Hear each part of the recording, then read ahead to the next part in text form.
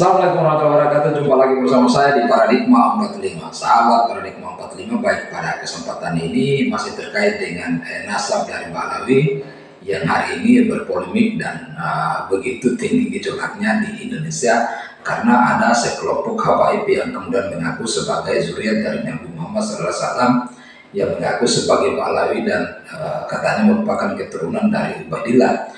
Sedangkan berdasarkan hasil tesis dari Kiai Haji Manudin Al-Bantani mengatakan bahwa pada simpulannya bahwa Imam Ahmad Al-Muhajir tidak memiliki keturunan yang bernama Ubaidillah.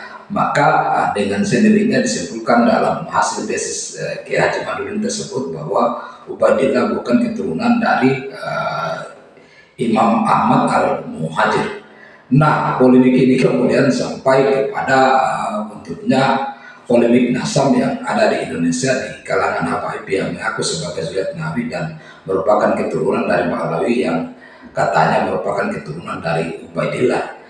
Sehingga secara dengan itu kemudian Dr. Sugeng dalam diskusinya bersama dengan Gus Fuad Pleret, Dr. Sugeng mengatakan bahwa berdasarkan informasi yang ada kemudian di kalangan habaib yang ada di kita di Nusantara di Indonesia itu ada beberapa haplogrup yang kemudian dinyatakan oleh kelompok habaib ini, yaitu ada yang J, ada yang C, dan ada R, dan ada yang E. Sehingga Dr. Sugeng menyimpulkan bahwa sekiranya mereka mengaku sebagai zuriat Nabi yang merupakan keturunan dari Ubaidillah bin Imam Ahmad Al-Muhajir, mereka harus mengakui salah satu haplogrup yang ada. Jadi dalam kesimpulannya Dr. Sugeng mengatakan bahwa ketika keempat dari haplogrup ini diakui dan mengaku sebagai keturunan Nabi, berarti itu bisa saja dikatakan bahwa Ubaidillah itu adalah fiktif dalam dunia nyata ini. Namun mungkin dianggap bahwa ketika mereka ingin mengaku sebagai zuriat Nabi, berarti tidak boleh ada 4 atau lebih dari satu haplogrup yang mengaku sebagai zuriat dari atau keturunan dari Ubaidillah. Untuk itu mari kita saksikan selengkapnya apa yang dikatakan oleh Dr. Sugeng berikut ini. Mengatakan berdasarkan kajian ilmu DNA, Ubaidillah yang dimitoskan sebagai zuriatnya apa jenenge nenek moyangnya Habib Balawi Yaman. Itu ternyata menurut kajian ilmu DNA Dr. Sugeng itu apa fiktif ya, artinya tidak ada orang yang bernama Ubaidillah itu ya. Gimana penjelasannya? Begini, kalau dilihat dari data Balawi itu kan keturunan Balawi itu ada yang haplogrupnya G, ada J, ada R, dan ada E, sehingga saya 4 itu. Mungkin ada yang lebih dikit lah. Tapi kan tidak mungkin satu tokoh itu sampai punya 4 haplogrup, major haplogrup. Harus dipilih salah satu. Pilihannya kalau pilih salah satu, yang lain itu mungkin menantu. Jadi dalam pohon silsilah Balawi itu ada banyak kakek yang haplogrupnya beda. Atau kalau nggak mau teori itu, ya Ubaidillah fiktif.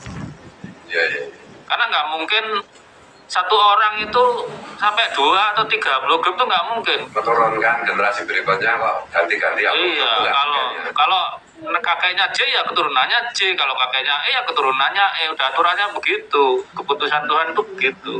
Atau jangan-jangan anak selingkuhan. Jadi gini ya, keturunannya Ubaidillah itu ternyata beberapa itu berhaplogrup yang berbeda-beda gitu ya. Ya, jadi kalau dalam teori genetika populasi namanya ngalami admixture.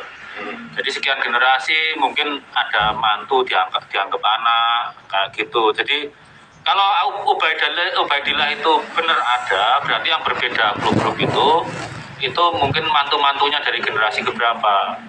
Tapi yang jelas kalau Ubaidillah itu tidak mungkin dalam DNA-nya, dalam selnya itu sampai beberapa haplogrup dikumpulkan jadi satu, itu nggak mungkin. Dia harus milih salah satu. Jadi tinggal dipilih aja Balawi kakeknya ini ikut haplogrup mana gitu. Yang sisanya itu dianggap mantu gitu. Tapi kalau nggak mau sepakat itu, ya udah Ubaidillah itu fiktif.